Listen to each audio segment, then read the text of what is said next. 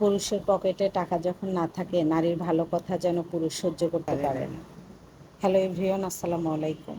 তো বিকালে একটু ঈদের দিন যেহেতু একটু বাইরে একটু ঘোরাফেরা করবো, সেটা আপনাদের সঙ্গে শেয়ার করবো ইনশাল্লাহ। তো হচ্ছে আমরা বাইকে করে আসছি বুদ্ধিজীবীতে একটু, যেহেতু ভিডিওটা বড় হয়ে গেছে একদিনে আপনাদের সঙ্গে শেয়ার করতে পারবো না, আজকে অর্ধেক করবো আর একদিন অর্ধেক করবো ইনশাল্লাহ। কে কোথায় থেকে ভিডিওটা দেখতেছেন অবশ্যই কমেন্টের মাধ্যমে জানাবেন, ভালো লেগে থাকলে লাইক কমেন্ট শেয়ার করবেন। আর যদি ভালো না লেগে থাকে দেখতে দেখতে একদিন ভালো লাগে থাকে ভালোবাসা হয়ে যাবে ইনশাল্লাহ।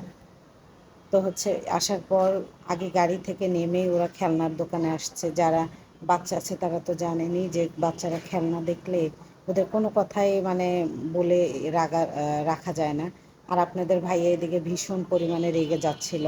তবে একটা কথা কি জানেন, বাচ্চারা যদি কোনো অন্যায় করে বা কথা না শুনে বাচ্চার মাদের কথা শুনতে হয়। আমার এই কথার সঙ্গে কে কে একমত অবশ্যই জানাবেন।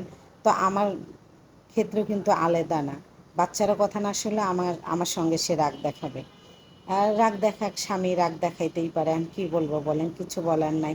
তবুও আমি তার সঙ্গে সারা জীবন থাকতে চাই, এই দোয়াই করবেন। তো ওরা হচ্ছে খেলনা নিচ্ছে, নেওয়ার পর হচ্ছে দুইজন দুইটা খেলনা নিচ্ছে। আর আপনাদের ভাইয়া, আমরা গরিব হতে পারি তবে আপনাদের ভাইয়া ওই যে নর্মাল জিনিসগুলো একদম পছন্দ করে। ওর কথা যে আমি 2 টাকা বেশি দিয়ে নিব, একটা ভালো জিনিস নিব, ভালো বেশি দিন লাস্টিং করবে। আমি এই যে নর্মাল খেলনা কিনবো কেন, এই জন্য ওই ভীষণ পরিমাণে রেগে যাচ্ছিল। আর পুরুষের পকেটে যখন টাকা না থাকে তখন নারীর ভালো কথাও যেন পুরুষ নিতে পারে না। এটা কি আপনাদের সঙ্গে কখনো হয়েছে? তবে আমার সঙ্গে হয়েছে জানেন, আমার বরটা একদম ঠান্ডা, কি বলে, ঠান্ডা সাদাসিধা একজন মানুষ। সেই মানুষটা আজ 3 বছর যাবৎ এত পরিমাণে রাগ বেড়ে গেছে, কি বলবো। আপনারা হয়তো আমার কথা শুনে কতটুকু বুঝতে পারতেছেন আমি জানি না। আগে সে এরকম কখনোই ছিল না। তো যেহেতু আমরা একটু খারাপ সিচুয়েশনে আছি, তবু বলবো আলহামদুলিল্লাহ, একজন মানুষ খোলা আকাশের নিচে থেকে যদি সে আল্লাহ শুক্রিয়া আদায় করতে পারে, আমি 5 তলা বাসায় থেকে কেন পারি না।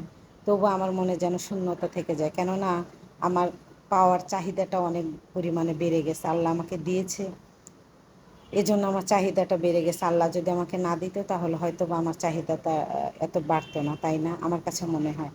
তো আমি এই যে পানিপুরি আপনারা হয়তো অনেকেই খেয়েছেন, আমি ট্রাই করি নাই, তবে আজকে আমি ট্রাই করব। এক একটা এক এক টক, মানে এটা আমার জীবন হচ্ছে ফার্স্ট।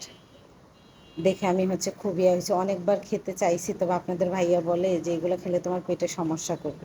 কিন্তু আজকে আমি বলছি একটু খাই না, এরভাবে বায়না করছি, তো বলে আচ্ছা খাও।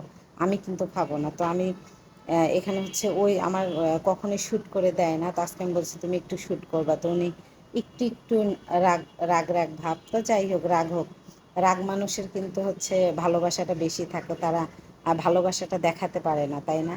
তো আমি সবগুলো একটু একটু করে দেখতেছিলাম আর বলতেছিলাম যে হচ্ছে এটা এক এক তেঁতুলের টক, একটা টক মিষ্টি তেঁতুল, একটা টক, একটা পুদিনা পাতাটা একদম বাজে ছিল। বোম্বাই মরিচের টকটা এটা ভালো ছিল, নাগাটা কিন্তু প্রচণ্ড পরিমাণে ঝাল ছিল। ওকে বলতেছিলাম যে হচ্ছে তুমি খাবা, বলে আমি তো একবার বলছি খাবো না। ওই আবার উনি এক কথার মানুষ, আমি আবার এক কথার মানুষ না। যাই হোক, দুষ্টুমি করলাম গাইস। তো আমি হচ্ছে ইয়া দিয়ে দিচ্ছিলাম, টকটা দিয়ে হচ্ছে বলতেছি যে তুমি একটু আমাকে শ্যুট করে দাও, আমি একটু হচ্ছে ট্রাই করি। তো বিসমিল্লাহ বলে মুখে দিলাম, এত পরিমাণে ঝাল ছিল কিন্তু তবু মজা লাগতেছিল, জানি না কেন, অনেক ভালো লাগতেছিল। তো যাই হোক, এই যে এটা ট্রাই করলাম, অনেক ভালো লাগতেছিল। খাওয়া শেষে আমি 2 গ্লাস পানি খাইছি, তারপরও আমার ঝাল লাগতেছিল। তো যাই হোক, সবাই ভালো থাকবেন, সুস্থ থাকবেন, আমাদের জন্য দোয়া করবেন সবাইকে।